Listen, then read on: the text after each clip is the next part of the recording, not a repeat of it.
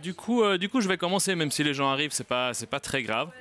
Donc déjà, bonjour tout le monde. C'est sympa d'être là dimanche matin, euh, surtout pour parler d'un sujet a priori un peu technique que je vais quand même tenter de rendre un peu aussi historique.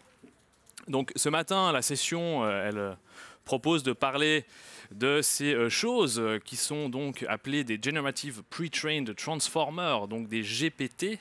Et ces choses, les GPT, si vous voulez, c'est ce qui permet à des applications très connues aujourd'hui comme ChatGPT de tourner. Si vous voulez, ça fonctionne un peu comme moteur à ces applications et ces chatbots qui défraient la chronique aujourd'hui. Donc il y a ChatGPT, il y a Claude, il y a Apertus de l'EPFL, voilà, qui vient d'être lancé aussi.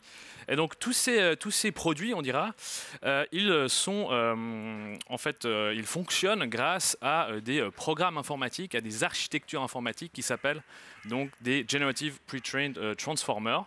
Et ces transformers, ils sont souvent représentés comme ça. Et aujourd'hui, le but, si vous voulez, c'est de vous parler un peu de l'origine de ces choses-là et de savoir un peu d'où est-ce que ça vient. Alors il y aura pas mal d'éléments. J'espère qu'on aura le temps pour les questions. Si ce n'est pas le cas, voilà, je reste un peu là. Donc après, on peut discuter un peu si ça vous intéresse. Et donc à la fin de la présentation, vous ne serez pas devenus des experts en GPT et encore moins des experts en chat GPT. Parce que voilà, ces systèmes commerciaux type ChatGPT, ils débordent complètement leur colonne vertébrale, même s'ils ont besoin de cette colonne vertébrale-là. Mais tout de même, disons que l'espoir que j'ai, c'est que avec ces éléments, vous ayez une vision un peu plus claire de certaines des continuités, si vous voulez, qui ont amené à ce qu'on est en train de vivre aujourd'hui en termes d'intelligence artificielle générative. Et c'est peut-être ça l'élément le plus important à garder en tête, au-delà des détails dont je vais parler, c'est qu'on est là en face d'une évolution algorithmique, plus qu'une révolution algorithmique. Donc c'est vraiment une évolution qui prend appui sur des continuités comme ça et sur des petites améliorations incrémentales. Et aussi, deuxième élément à garder en tête, peut-être le plus important, c'est qu'il n'y a pas du tout de nécessité historique derrière cette évolution. C'est fait d'éléments historiques tout à fait contingents, donc ça aurait pu être une histoire complètement différente. Donc il n'y a aucune nécessité historique. Et ça, c'est important à garder en tête aussi pour constituer un peu des mécanismes d'autodéfense, j'ai envie de dire, vis-à-vis des grands discours promus par les grands promoteurs de ces technologies. Et je dis promoteurs à dessein, c'est souvent des hommes voilà, blancs, riches, voilà, qui promeuvent ces technologies-là et qui parlent de grandes révolutions nécessaires. Et en fait, non, vous pourrez dire, c'est pas une révolution, c'est une évolution incrémentale. Et il n'y a absolument pas de nécessité historique, c'est tout à fait contingent. Voilà, si vous voulez, pour vous donner un peu la punchline de la conférence. Donc voilà, je vais faire ceci maintenant. Donc j'ai pris la décision, il y avait pas mal de façons de faire, mais j'ai pris la décision de suivre 3 fils pour cette histoire, ou 3 moments, si vous voulez, ou 3 paquets, je ne sais pas trop comment les appeler. Donc le premier, c'est le fil de la traduction automatique, on verra ce que c'est. Le deuxième, le fil graphique, et le troisième, le fil apprentissage profond programmable. Et on verra que ces fils, ils s'enchaînent chronologiquement. Et ma proposition, si vous voulez, c'est celle-ci, hein, c'est de dire que voilà, l'architecture GPT, donc ce qui sous-tend les applications comme ChatGPT, c'est en fait le produit contingent de au moins ces 3 fils-là. Ça ne va pas révolutionner les choses, mais quand même, je pense que ça permet d'enrichir un peu la compréhension de ces outils-là. Et j'essaierai d'être assez précis. Je m'en excuse d'avance, mais je pense qu'être précis, c'est important pour cette thématique. Et souvent, ce qui manque dans les réflexions autour de cette thématique, c'est vraiment la précision de savoir qui parle, qui a fait quoi, quand, comment, etc. Voilà, donc voilà, une fois tout ça posé, je vais commencer par le premier fil conducteur, donc, que j'appelle le fil de la traduction automatique. Alors on peut se demander pourquoi la traduction automatique, hein, vu que les produits actuels comme ChatGPT, en fait, ils ne sont pas directement faits pour ça. Alors ça deviendra clair normalement plus tard. Toujours est-il que voilà, il faut garder en tête que cette histoire de GPT, c'est lié historiquement à la traduction automatique. Et donc là, le travail un peu d'intellectuel est assez simple pour ce fil-là, vu qu'il y a ce livre qui résume en fait les travaux des historiens de l'informatique sur la traduction automatique. Voilà, petite info. Alors ce qui est intéressant de noter pour ce fil-là, c'est que la traduction automatique, ça a très vite été considéré, en tout cas aux États-Unis, comme une application potentielle de ces énormes calculateurs électroniques construits dans les années 40, comme celui-là. Peut-être vous avez déjà vu des photos un peu comme celle-ci, avec souvent voilà, en gros des gros calculateurs pleins de câbles, avec souvent des opératrices mathématiciennes souvent qui tentent voilà, de faire des opérations avec ces gros calculateurs. Des calculateurs militaires, hein, c'était des technologies de guerre liées à la Deuxième Guerre mondiale, puis à la guerre froide. Mais alors comment ça se fait que la traduction automatique s'était conçue comme une application potentielle de ces supercalculateurs? En fait, tout simplement parce qu'à cette époque-là, fin des années 40, c'est la guerre froide aux États-Unis, et donc en fait, il y avait un réel besoin de traduire énormément de documents du russe vers l'anglais. Aussi bête que ça. Mais en plus de ça, si vous voulez, la Deuxième Guerre mondiale avait été marquée par un certain nombre de succès en matière de décryptage électronique. Vous avez peut-être vu le film avec Alan Turing, etc. Bon, en fait, il y avait d'autres projets aussi de décryptage électronique qui ont eu passablement de succès. Et à partir de ces succès-là, certaines personnes avaient développé l'intuition qu'une langue étrangère, si vous voulez, ça pouvait être considéré comme un code crypté qu'il fallait en fait décrypter. Et donc dans les années 50, surtout aux États-Unis, s'est mis en place, si vous voulez, une sorte de synergie entre la cryptographie et la traduction. Et là, vous voyez un extrait d'un rapport militaire, en fait, hein, publié en 1949, d'un certain Warren Weaver, un personnage assez connu. Et ça, c'est un document qui a beaucoup circulé dans les sphères militaro-industrielles états-uniennes. Et donc, dans ce rapport, il est dit en substance que voilà, il y a de bonnes raisons de penser que les textes écrits dans une langue étrangère peuvent être considérés comme quelque chose de crypté. Et par conséquent, si vous voulez, le but de la traduction par ordinateur, c'est de décrypter ces textes cryptés. Alors après, le problème, c'est que voilà, y a beaucoup d'argent qui ont été investis là-dedans, hein, de l'argent militaire pour le coup, mais ça n'a pas du tout fonctionné. Et un constat d'échec assez sévère a même été exprimé très clairement dans ce célèbre rapport appelé rapport ALPAC, donc mené par une commission indépendante, publié en 1966. Et donc dans ce rapport ALPAC, voilà, il y a des critiques assez féroces à l'égard des recherches donc, sur la traduction automatique, inspirées par la cryptographie. Et ce rapport, il préconise tout simplement en fait, de diminuer drastiquement les financements pour ce type de recherche, parce qu'en gros, voilà, ça ne fonctionne pas, les résultats ne sont pas ceux espérés. Et ce rapport, il a beaucoup circulé, et il a eu beaucoup d'influence aux États-Unis, et il a sérieusement même freiné les investissements en termes d'efforts de recherche aux États-Unis, et ça a duré assez longtemps, en fait. Ça a duré au moins jusqu'aux années 90, et là, la situation a un peu changé.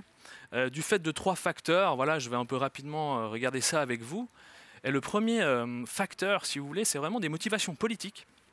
C'est lié à quelque chose qu'on a tendance un peu à oublier, qui est en lien avec une préoccupation très états-unienne, en lien avec l'essor du Japon en tant qu'acteur industriel de premier plan dans les années 90, au niveau des nouvelles technologies, comme on les appelait à cette époque-là. Donc une sorte de panique morale, on pourrait dire, vis-à-vis du Japon aux États-Unis à cette époque-là. Et c'est intéressant de voir qu'un rapport donc, de la DARPA, qui est l'agence de recherche états-unienne, en fait de l'armée états-unienne, a été donc commandité, enfin en tout cas rédigé en 1992. Et ce rapport, il décrit, si vous voulez, l'état de la traduction automatique au Japon. Et c'est assez intéressant de le lire parce qu'en gros, il explicite ces inquiétudes suscitées par les progrès technologiques du Japon. Et en gros, ce rapport dit que voilà, il y a des progrès significatifs au Japon en matière de traduction automatique. Et ces traductions automatiques, ces progrès-là, ils en gros sont importants pour le développement technologique du Japon. En fait, ça s'avéra que ce n'était pas vraiment le cas et que ça ne fonctionnait pas très bien au Japon, mais en tout cas, c'est ce que dit ce rapport. Et du coup, les États-Unis, pour rester compétitifs dans ces sphères un peu militaro-industrielles, ce rapport dit « Ok, on devrait à nouveau investir dans ce domaine prometteur de la traduction automatique, tout simplement pour des histoires de compétition industrielle. » Et ce rapport, il a beaucoup circulé et il a contribué à relancer, si vous voulez, les financements pour ce domaine de recherche. Et le deuxième élément à prendre en compte, c'est en fait tout simplement l'augmentation de la puissance des ordinateurs, hein, la puissance de calcul, pour plein de raisons différentes. Là, vous voyez le Intel Pentium. Alors voilà, ça paraît assez rétro, quoi, mais à l'époque, c'était quand même des grosses innovations en termes de puissance de calcul. Et forcément, quand vous avez plus de puissance de calcul, eh ben, les possibilités, les nouvelles potentialités de recherche, elles s'étendent. Et le troisième élément, un peu en lien avec ce renouveau de la traduction automatique, c'est tout simplement les données. Alors là, vous voyez le fameux CD-ROM de Sony. Voilà, alors il y en avait d'autres, mais disons que ce type de périphérique de stockage, combiné aux nouvelles capacités de calcul, encore une fois, ça suggère de nouvelles lignes de recherche. Alors plus tard, le web fera son apparition, et voilà, ça va encore changer de dimension. Mais disons que les prémices de ça se situent déjà au niveau du début des années 90.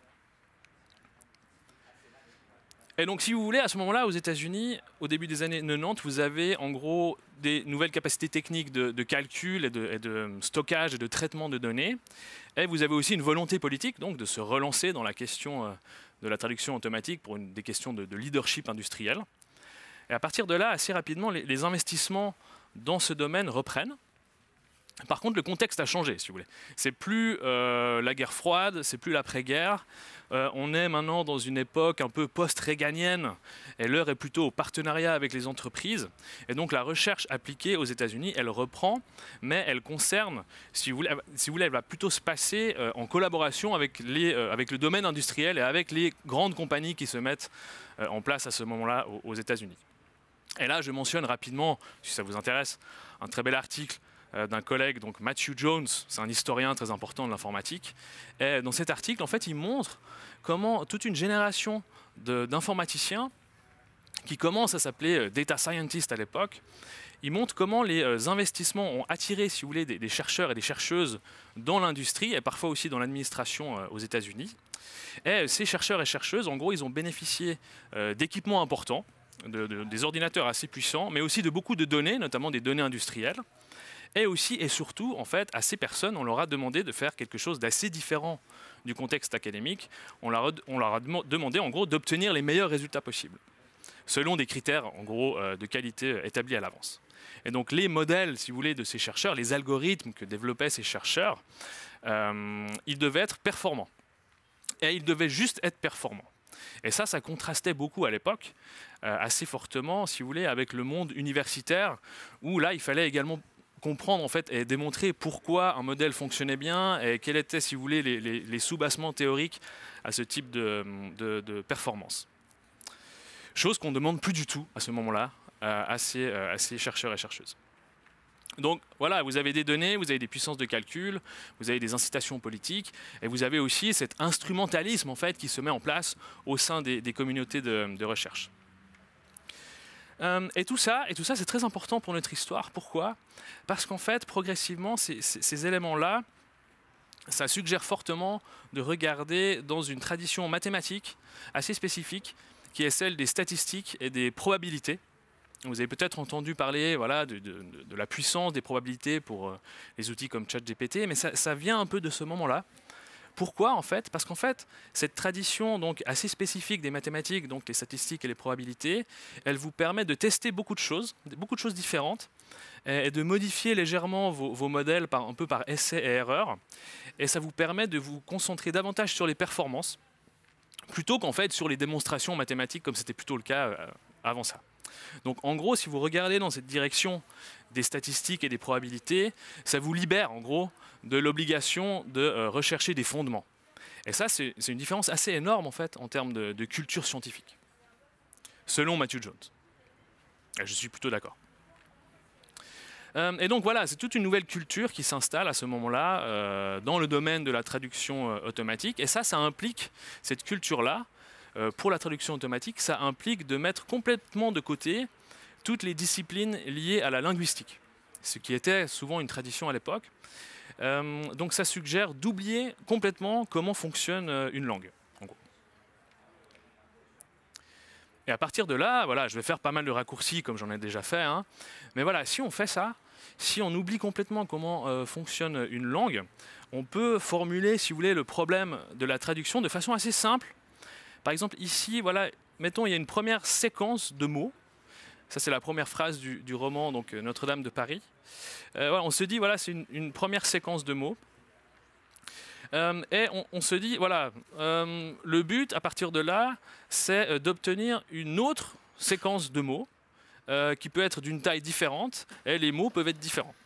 Donc, à partir de là, si on regarde ça de manière vraiment agnostique, si vous voulez, on se dit que la traduction, c'est en fait un problème de séquence à séquence différentes.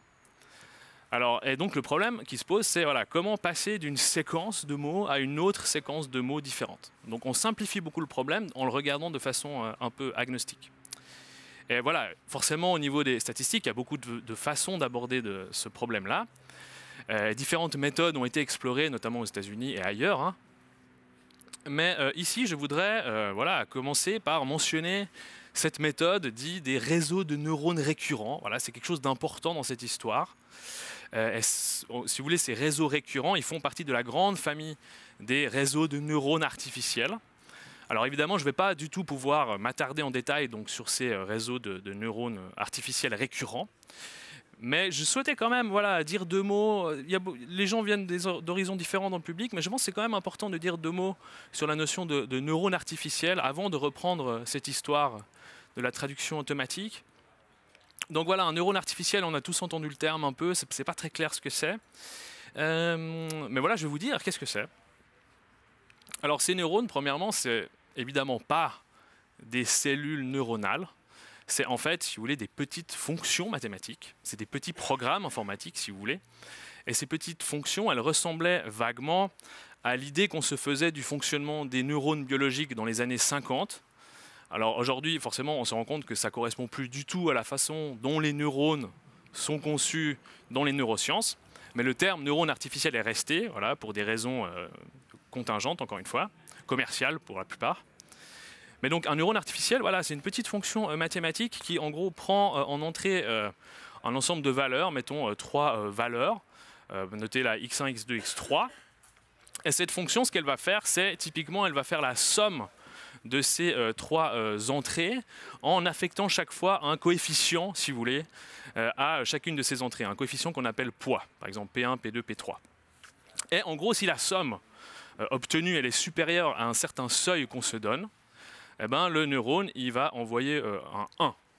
Et si la somme elle est inférieure à ce seuil, eh ben, le neurone va envoyer 0, il ne va rien envoyer.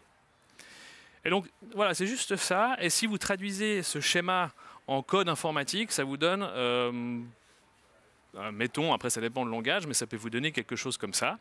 Parce que ça s'exprime toujours en ces termes-là. Hein. Il faut faire fonctionner des ordinateurs, donc il faut leur parler en code informatique.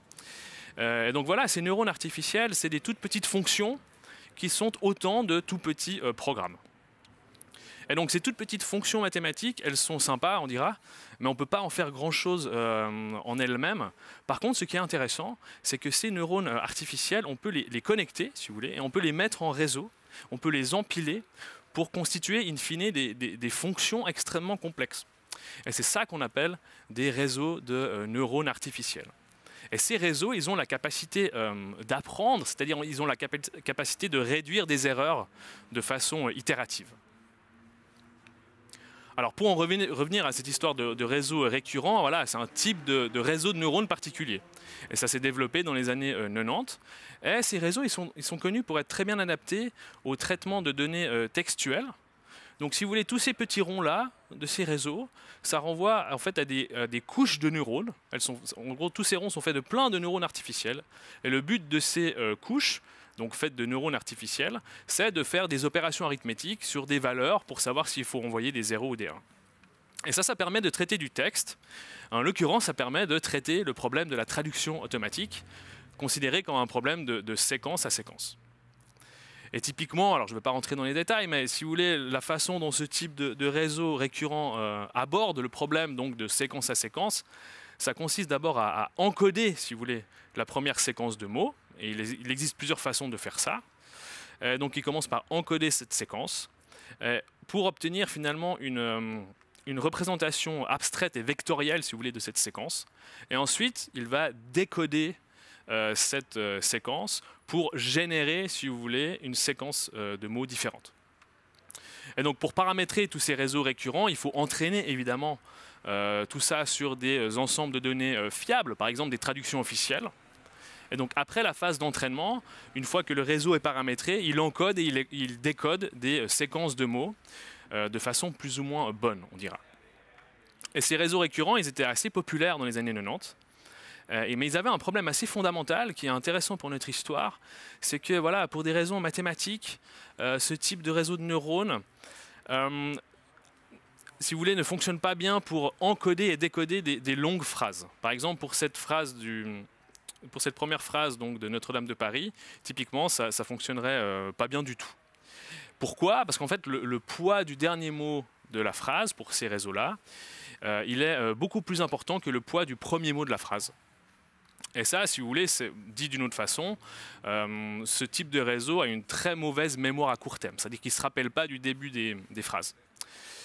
Et ça pose un réel problème parce que dans beaucoup de phrases, le premier élément de la phrase est très important pour fournir le contexte des autres éléments, si vous voulez.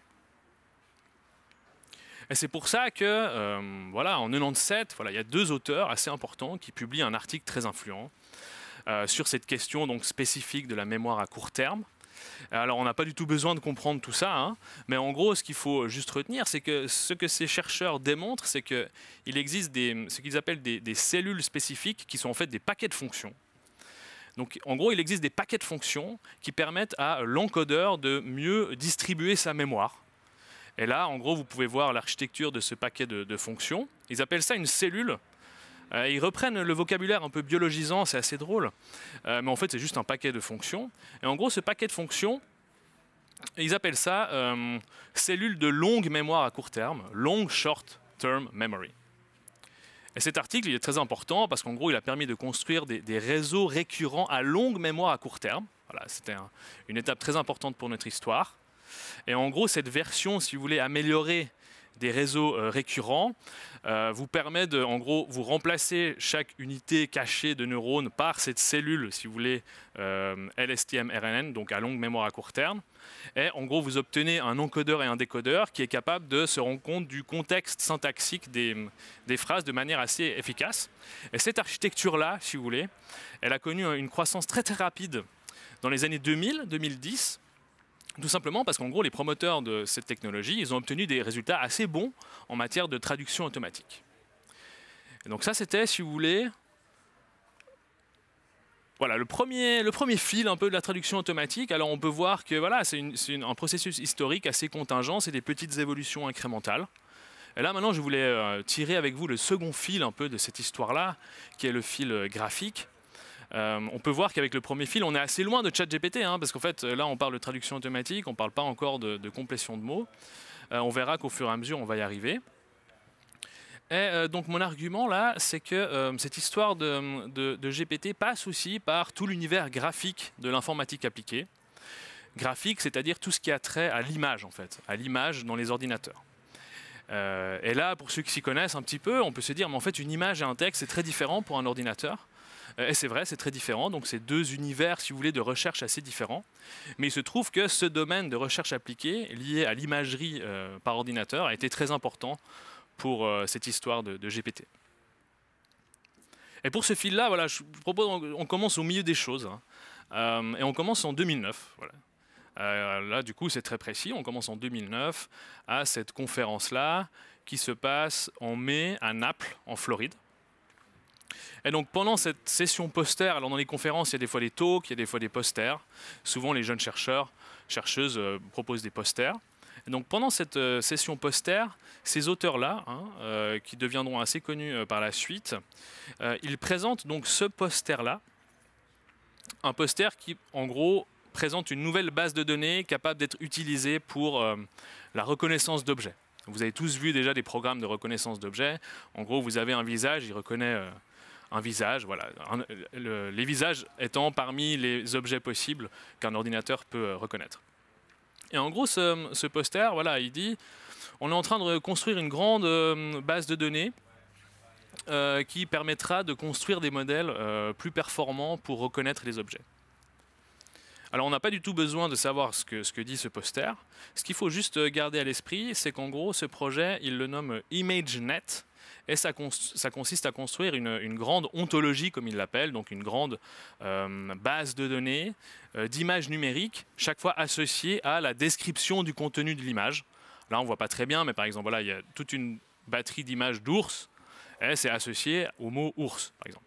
Pareil avec, voilà, en gros, d'autres animaux. Et cette très grande base de données, elle est organisée de manière assez particulière, et ça c'est aussi important. Donc elle est organisée en ensemble de synonymes, qu'ils appellent un peu des synsets. Et ça, du coup, cette organisation-là, ça donne à cette base de données une structure très intuitive. Et ça rend cette base de données, si vous voulez, très adaptée à la construction de nouveaux modèles mathématiques et de nouveaux algorithmes de reconnaissance d'images. Donc voilà ce qui se passe en 2009, là. Et l'argument de ces personnes, c'est de dire, voilà, une fois que cette très grande base de données, elle sera construite et qu'elle sera organisée en termes de synonymes, c'est-à-dire en ensemble de synsets, une fois tout ça accompli, cette base de données ImageNet, elle pourra être utilisée pour construire de nouveaux algorithmes de reconnaissance d'images plus performants. Et c'est ce qu'ils essayent de montrer avec ce poster. Ce qui est intéressant de voir, c'est qu'à cette époque-là, tout le monde s'en fiche en fait. Hein. Leur poster est dans un coin de la conférence. Et construire une base de données, c'était considéré comme quelque chose de tout à fait subalterne, qui n'était pas très intéressant mathématiquement du coup. Et donc les gens s'en fichent globalement. Et ces auteurs et autrices, quelques mois plus tard, ils reprennent un peu ce poster-là, ils le présentent à une autre conférence un peu plus importante, qui se passe cette fois-ci à Miami, je crois. Et cette nouvelle itération de leur poster, ça a donné lieu finalement à un article académique qui a été publié donc, dans les actes de cette conférence de Miami de 2009. Et en gros, cet article-là, il développe le poster qu'on a vu avant et il explique, si vous voulez, comment cette grande base de données ImageNet, elle est en train d'être constituée en 2009. Mais là encore, personne s'y est beaucoup intéressé. Et aujourd'hui, ironiquement, cet article est un des plus cités en fait, de l'histoire de l'informatique. L'histoire a un peu changé. Mais malgré ces premiers retours un peu tièdes, ces auteurs et autrices, ils ont persévéré dans leur projet. Et donc en 2010, ils ont réussi effectivement à constituer leur très grande base de données pour la reconnaissance automatique d'images. Et donc cette base de données, elle avait plus de 10 millions d'images qui étaient classées selon à peu près 15 000 catégories, donc 15 000 synonymes. Et pour réussir à construire tout ça, ce qui était énorme à l'époque, aujourd'hui ça paraît un peu petit, mais à l'époque c'était énorme. Pour construire tout ça, ces personnes, elles se sont beaucoup appuyées sur un service de crowdsourcing qui à l'époque était assez nouveau et qui s'appelle Amazon Mechanical Turk. Alors pour ceux et celles qui ne savent peut-être pas ce que c'est que le crowdsourcing, en gros c'est une méthode qui consiste à solliciter un très grand nombre de personnes via souvent une plateforme internet pour leur demander d'effectuer une petite tâche, souvent assez simple. On connaît tous en fait le crowdsourcing, notamment via le système reCAPTCHA de Google. Souvent avant d'afficher certaines pages, Google du coup nous demande de sélectionner les images de passage piéton par exemple pour ce cas-là. Et ben ça typiquement c'est du crowdsourcing forcé du coup, parce qu'on n'a pas le choix et c'est insupportable. Mais disons que pour notre histoire, nos chercheurs et chercheuses d'ImageNet, elles ont beaucoup utilisé les services de Amazon Mechanical Turk en 2009. Et concrètement, si vous voulez, ces personnes-là, via cette plateforme, elles ont demandé à des dizaines de milliers de personnes d'annoter des images numériques pour quelques centimes en fait, par image. Et donc tous ces travailleurs et travailleuses du clic, ou tous ces entrepreneurs indépendants, selon Amazon, du coup, ça dépend de la lecture, on leur a demandé de décrire les objets qui figuraient dans des photographies récoltées massivement sur Internet. Et donc voilà, ces auteurs et autrices, ils ont travaillé assez dur pour aussi promouvoir leur base de données, pour dire ok, on a ça, c'est important pour la recherche. Et assez rapidement, grâce aux différentes conférences internationales en informatique appliquée, ces chercheuses et chercheurs, elles ont rencontré, si vous voulez, des collègues européens. Voilà, différentes cultures, des collègues européens qui étaient en charge de l'organisation d'un concours académique en vision par ordinateur qui s'appelait Pascal 2.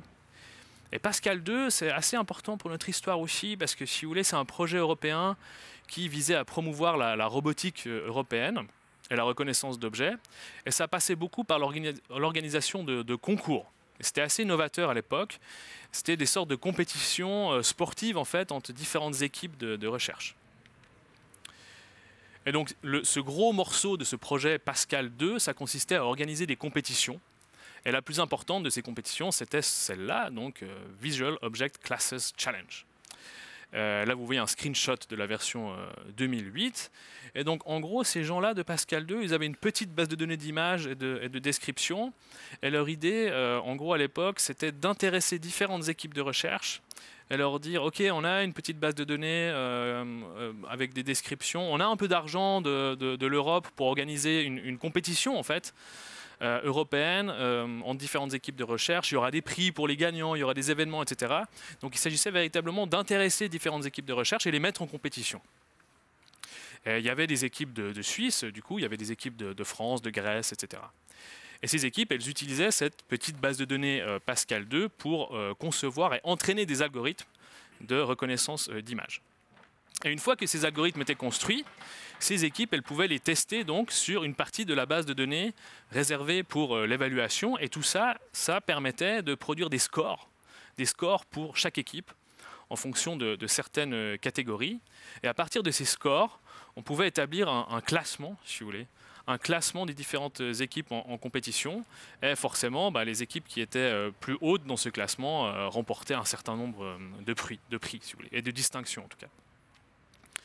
Et donc ce projet, si vous voulez, Pascal 2, il était parvenu à créer une petite communauté quand même de recherche, et il était aussi parvenu à instaurer tout un protocole de compétition. Et cette communauté de chercheurs et chercheuses, elle s'est en fait progressivement construite même autour de ce protocole de compétition et autour, si vous voulez, de ces différents classements et de ces différentes façons un peu de récompenser les différentes équipes.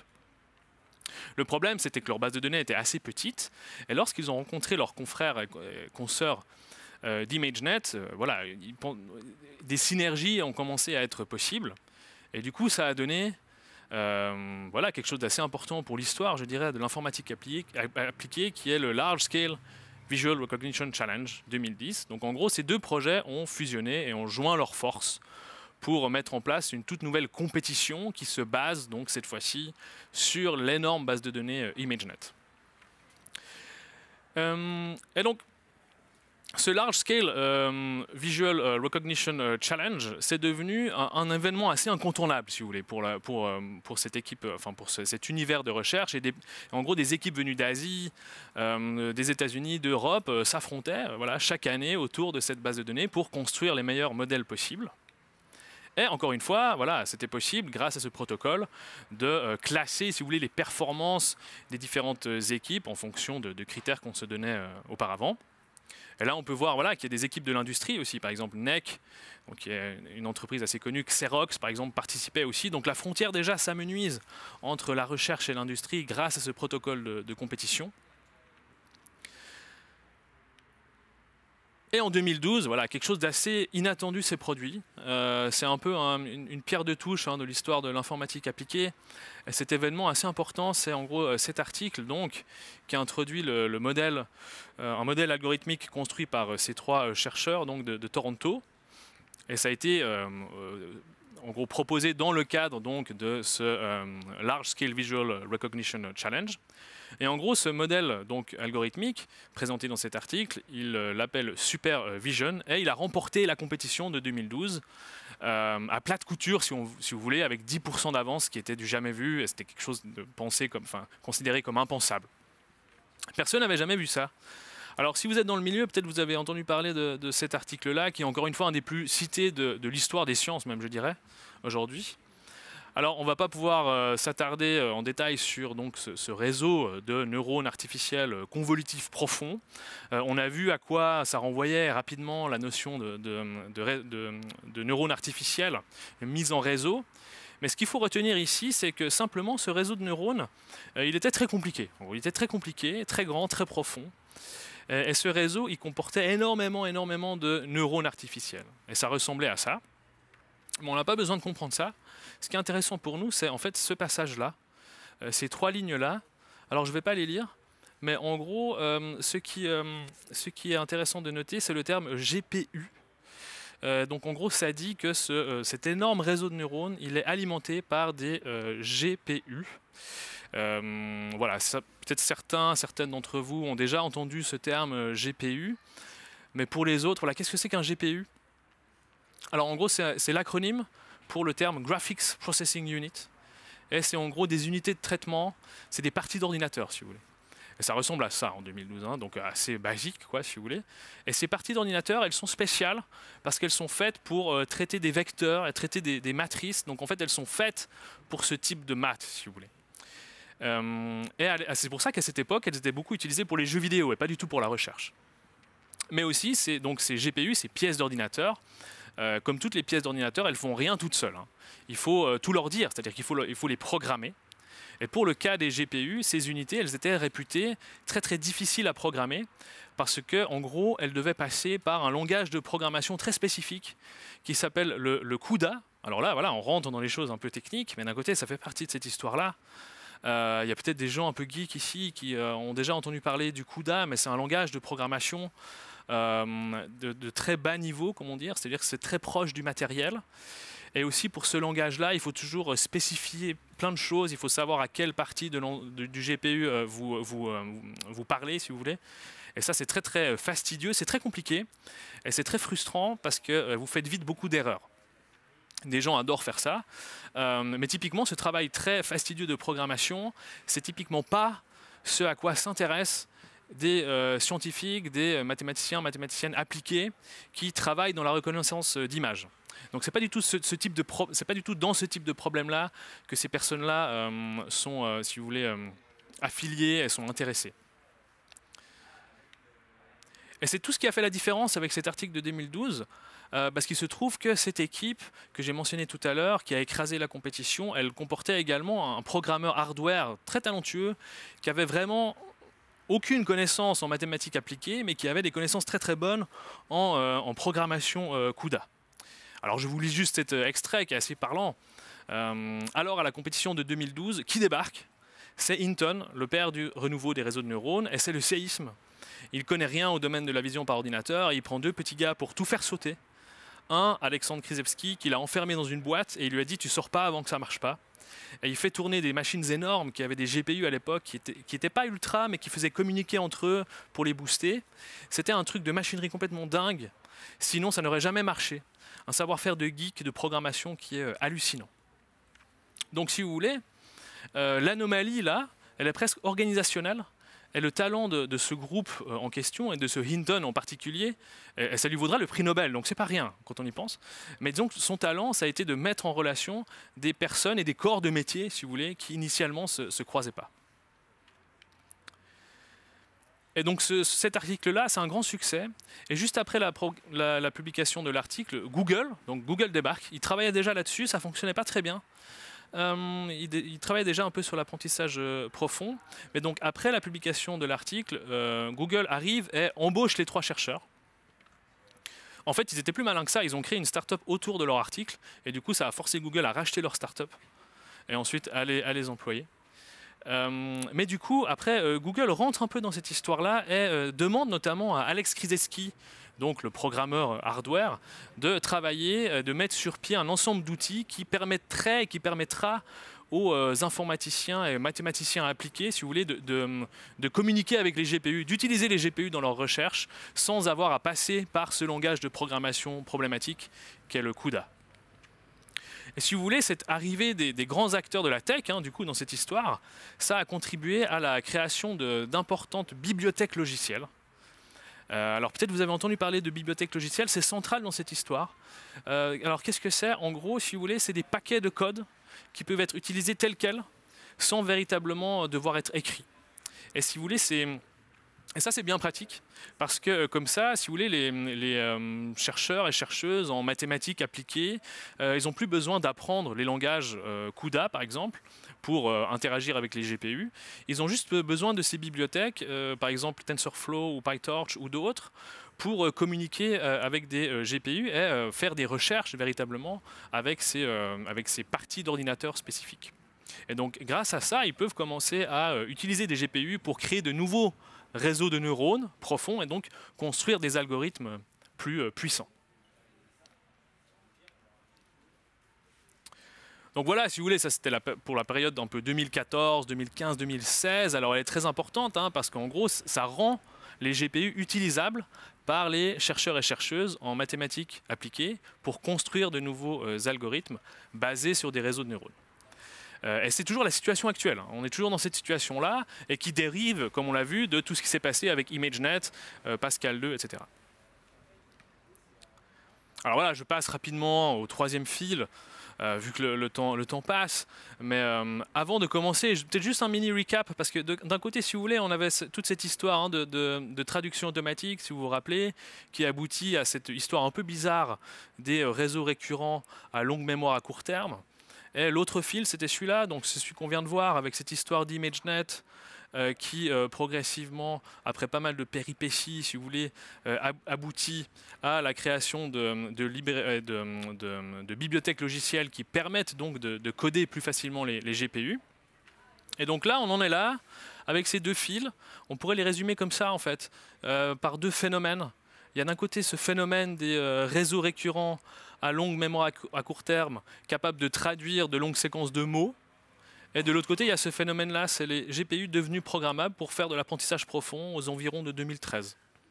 Et ce qui va se passer, si vous voulez, en 2014-2015, c'est que tout simplement, ces deux histoires vont un peu fusionner et vont échanger des propriétés. Et ça va donner ChatGPT, si je résume un peu.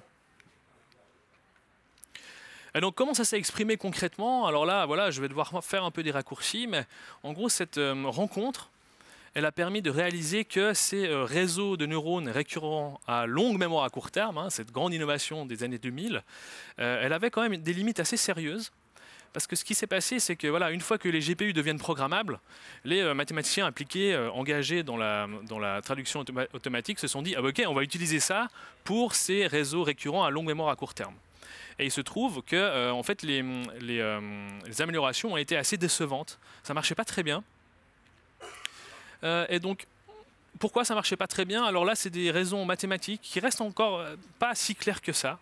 Mais en gros, pour des raisons vraiment de mathématiques, c'est impossible ou très compliqué, en gros, d'utiliser des GPU pour augmenter, si vous voulez, la puissance des réseaux de neurones récurrents. Et bien sûr, c'est problématique, parce que tout l'intérêt des GPU pour l'apprentissage profond, c'est de créer des très gros réseaux de neurones pour apprendre des choses très compliquées. Alors du coup, il y avait ce problème-là et pas mal de gens ont essayé des choses pour contourner ce problème. C'était quelque chose d'assez important dans ce domaine de niche, mais qui déjà prenait un peu de l'importance. Voilà, il y a des gens de Google, typiquement, qui ont proposé un certain nombre de façons de conditionner, si vous voulez, cette mémoire à court terme. Et notamment, ça c'est important, c'est qu'il y a ces auteurs-ci qui essayent quelque chose d'un peu différent pour contourner ce problème-là. Et ils essayent de mettre en œuvre un mécanisme qu'ils appellent d'attention pour amener l'encodeur à se concentrer sur des parties spécifiques de la phrase. Et ça allégerait la charge de computation du réseau. Mais en gros, en 2015, 2016, 2017, voilà, les gens tournent autour de ce problème-là et essayent de réfléchir à comment le contourner. Et c'est là qu'intervient, si vous voulez, la grande publication des 10 dernières années, j'ai envie de dire, qui est cet article-là, « Attention is all you need ». Tout ce dont vous avez besoin, c'est l'attention. Et c'est là, du coup, ça doit être un des papiers les plus cités de tous les temps, là, alors même qu'il est très récent. Et en gros, ce que disent ces gens de Google, c'est que pour exploiter pleinement les capacités de l'apprentissage profond pour le langage naturel, il faut oublier les réseaux récurrents et on peut se concentrer uniquement sur les encodeurs et les décodeurs. Et ça, c'est possible grâce à une petite fonction mathématique, encore une fonction qu'ils appellent attention. Alors, ils connaissaient, voilà, c'est le travail de ces chercheurs-là, c'est des petits groupes. Mais donc, dans ce travail-là, si vous voulez, ils donnent une définition formelle sous forme de fonction mathématique, fonction qui rétrospectivement est très simple. Alors vous l'avez là, alors il faut savoir ce que c'est un softmax, mais en gros, voilà, une fois que vous savez ça, c'est une fonction assez simple. Mais disons que la simplicité de cette fonction est inversement proportionnelle aux différences qu'elle va provoquer par la suite. Et notamment, alors là je vais être un peu plus rapide, voilà, parce que j'ai déjà beaucoup parlé, mais si vous voulez, cette fonction d'attention, elle permet de se débarrasser des réseaux récurrents et elle permet de conserver uniquement un encodeur et un décodeur. Par exemple, voilà, un encodeur et un décodeur pour le cas de la traduction automatique, parce que c'est encore des gens qui travaillent dans la traduction automatique. Et donc cette fonction d'attention, on peut la mettre à différents endroits du réseau. Et ça, si vous voulez, fonctionnellement, ça permet de mobiliser beaucoup de GPU, des centaines, des milliers, des centaines de milliers, si vous voulez, pour créer des réseaux de plus en plus gros. Et ça ouvre la porte à une industrialisation, si vous voulez, de l'apprentissage profond pour le traitement du langage. Et peu de temps après la publication de cet article, si vous voulez, ce potentiel accru d'utilisation des GPU pour faire de l'apprentissage profond sur le langage, ce potentiel accru, il a été rapidement saisi, il a été développé par des gens de OpenAI, on y arrive au final. Alors si vous voulez, l'idée de ce rapport technique, parce qu'au début il publiait des rapports techniques assez complets, maintenant c'est plus tellement le cas, mais si vous voulez, l'idée c'est de maximiser l'usage des GPU pour l'apprentissage profond. Et l'idée de ce rapport, c'était de voir si une version en fait très simplifiée d'un transformer pouvait fonctionner. Et ici, en gros, ça signifie seulement la partie décodeur du transformer. Donc, si vous voulez, ce schéma-là, c'est équivalent à uniquement cette partie de ce diagramme-là. Et l'idée, c'est d'oublier la traduction en tant que telle. Donc, on oublie la traduction et on se concentre uniquement sur la complétion de mots, c'est-à-dire la transformation d'une séquence de mots. Et donc, in fine, la capacité à prédire le mot suivant dans une phrase. Et ce choix-là, si vous voulez, de se concentrer uniquement sur la complétion de mots, et sur la complétion probabiliste de mots, finalement, ça simplifie le réseau de neurones. Et ça le rend, du coup, beaucoup plus facile à faire interagir avec de très nombreux GPU. Et c'était là, je pense, la grande force d'OpenAI, en tout cas au début, c'était de, en gros, simplifier ce qui se faisait pour pouvoir l'utiliser davantage de GPU et pour pouvoir, si vous voulez, créer des réseaux plus gros. Alors, cet article de 2018... voilà, c'est un peu la première itération de GPT. Alors après, il y a eu GPT-2, 3, 4, mais c'est toujours la même base. C'est toujours basé fondamentalement sur cette architecture de Generative Pre-trained Transformer, aussi appelé un Decoder Only Transformer. Et tous les autres modèles puissants comme Claude, Apertus, etc., ils sont principalement, si vous voulez, des raffinements de cette architecture fondamentale, qui elle-même dérive historiquement de la traduction automatique et de beaucoup d'autres éléments, comme j'ai essayé de vous montrer aujourd'hui. Alors peut-être il reste 3 minutes, on pourra discuter après, je reste par là si vous avez des questions. Mais juste pour orienter peut-être la réflexion de votre côté, on peut se dire, ok, à quoi ça sert tout ça? À quoi bon avoir tout ça en tête un petit peu? Alors forcément, ça ne permet pas de répondre directement aux grandes questions qu'on peut peut-être se poser en lien avec l'intelligence artificielle, par exemple voilà, l'avenir de l'humanité ou des trucs comme ça. Mais disons que ce survol et ces 3 fils, ça indique 2 choses qu'il faut garder à l'esprit, je pense, et qu'il faut garder à l'esprit avant de tenter de répondre aux grandes questions. En fait. C'est un peu ça l'argument. La première, c'est qu'encore une fois, il n'y a pas de révolution algorithmique. Ce qu'on vit, c'est vraiment le résultat de petites additions incrémentales. Et certaines additions ont produit des plus grandes différences que d'autres, mais voilà, ça reste du pas à pas et ça reste surtout du continu, donc il n'y a pas de discontinuité, si on regarde la chose historiquement. Et la deuxième chose, c'est que cette évolution, elle n'a rien de nécessaire. Donc il n'y a pas de sens de l'histoire à ce niveau-là. Il n'y a aucune nécessité qui porte ça. Et c'est donc l'aboutissement de processus tout à fait contingents qui auraient pu se développer tout à fait autrement. Et donc ça rappelle, si vous voulez, que toutes ces histoires de modèles génératifs et d'IA, etc., c'est des choses globalement assez fragiles en fait, dans le sens où c'est porté par aucune nécessité. Et rien garantit que ça continue en ces termes, dans le sens où ça s'est fait et ça peut aussi se défaire. Et donc la contingence ici, elle est assez radicale. Et c'est important de garder ça à l'esprit avant même de s'engager, je pense, dans des réflexions un peu plus métaphysiques autour du futur de l'humanité ou des choses comme ça. Il faut continuer de garder à l'esprit que voilà, révolution non, évolution incrémentale, aucune nécessité historique. Merci.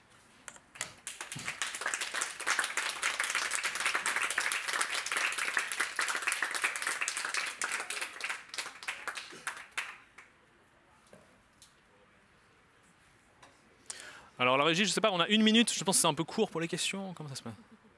Est-ce qu'il y a des gens qui ont des questions? On peut en prendre 1 ou 2. Alors il y a une question, on prend le micro.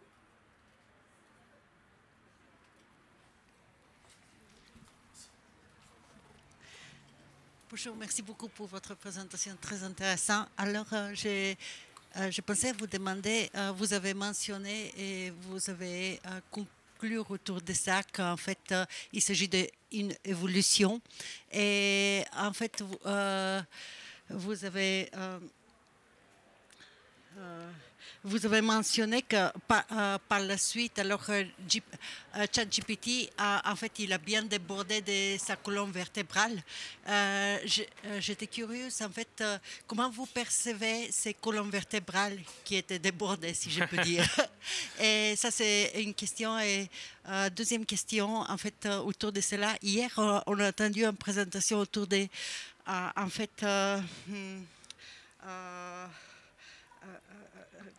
comment dire, les dégressions algométriques ou non, discrimination algométrique. Et si vous pouvez donner des conseils en quelques mots des meilleures pratiques au niveau personnel à éviter ça. Oui, oui, merci. Alors la question c'est, ok, quid de tout ce qui déborde de l'architecture GPT dans des produits comme ChatGPT. Ça c'est très, très important. En gros là, ce dont j'ai parlé, c'est vraiment le noyau, si vous voulez, un peu le moteur d'applications plus grandes comme ChatGPT. Et donc évidemment, les produits commerciaux comme ChatGPT, comme les autres, sont beaucoup plus gros, sont beaucoup plus larges et sont beaucoup plus, impliquent beaucoup plus de choses que juste le moteur qui les fait tourner, si vous voulez. Ça implique des questions, en gros, d'ingénierie système. Ça implique des questions de puces électroniques, comment construire, comment produire ces puces électroniques, comment les mettre dans les data centers, comment refroidir les data centers, etc. Donc toutes ces questions-là, elles sont beaucoup plus grosses que juste l'architecture GPT. Et en plus de ça, ces produits commerciaux, ils passent par beaucoup d'ajustements très fins et manuels, en fait, pour aligner, si vous voulez, ces technologies à des désirs commerciaux. Par exemple, pour le cas de ChatGPT, un exemple parmi beaucoup d'autres, si vous rentrez la même question 2 fois, il ne va pas vous répondre pareil. Et ça, c'est typiquement un ajustement manuel que désire, en fait, qu'OpenAI a envie d'implémenter. Parce que forcément, dans un modèle entraîné de type GPT, si vous faites 2 fois le même input, il va vous donner 2 fois le même output. Mais en fait, OpenAI a envie de proposer un chatbot qui ressemble un peu au langage, aux discussions qu'on peut avoir avec une personne, qui ne va jamais répéter exactement ce qu'une autre personne va dire. Mais ça, c'est un désir que OpenAI implémente par après, si vous voulez, et qui nécessite évidemment un peu d'ingénierie logicielle. Et donc tout ça, ça rend la chose beaucoup plus grosse que juste son architecture fondamentale. Mais si vous enlevez l'architecture fondamentale, vous n'avez pas ChatGPT, ça c'est sûr. Donc il faut aussi prendre ça en compte. Donc ce que j'ai dit, c'est pas l'histoire de ChatGPT. L'histoire de ChatGPT, c'est une histoire vraiment industrielle de la Silicon Valley, avec des processus de financement, avec encore une fois des data centers, avec des réacteurs nucléaires qu'il faut réactiver pour faire... Donc voilà, c'est beaucoup plus large. Ensuite, la deuxième question, c'est voilà, en lien avec les discriminations algorithmiques. Vous avez je ne connais pas le programme, mais en gros, il y a eu une présentation hier là-dessus. Et ça, c'est un sujet très important. Et en gros, un peu si vous voulez, la position de base que je préconiserais vis-à-vis de ces processus algorithmiques, c'est de dire que, en fait, si vous voulez, c'est pas abstrait, c'est des choses très concrètes. Et donc, en gros, c'est lié à des désirs que des gens inscrivent dans ces programmes. Donc, mettons aussi un programme de recommandation. Voilà, c'est des gens dans un bureau qui ont réfléchi à, OK, comment est-ce qu'on peut faire en sorte que les gens aillent dans une direction. Donc, c'est très, très réfléchi. Et donc, il n'y a pas de hasard, si vous voulez. Et donc, en fonction des désirs de ces personnes qui construisent des outils, et ben forcément, par exemple, les recommandations, elles vont aller dans un sens plutôt que d'autres. Et souvent, ces désirs-là, c'est des désirs en fait assez commerciaux, assez basiques en fait, qui consistent à dire, OK, comment est-ce qu'on peut se faire le plus d'argent possible avec ces technologies-là? Et ça, forcément, en gros, un pas après l'autre, on en arrive vite à des discriminations assez basiques, quoi, hein. Parce qu'on va s'intéresser aux gens qui ont plus d'argent, aux gens qui sont en fait plus notre public cible, etc. Donc il faut garder juste à l'esprit, si vous voulez, comme on peut règle zéro, que c'est des programmes, en gros, c'est des produits informatiques qui sont destinés pour beaucoup à générer des revenus, tout simplement. Aussi simple que ça. Merci Florian. Florian reste à disposition ici si vous avez des questions supplémentaires. Et puis on va passer à la conférence suivante sur les Alpes en 1901, en 3D avec des lunettes, avec Daniela qui est à mes côtés.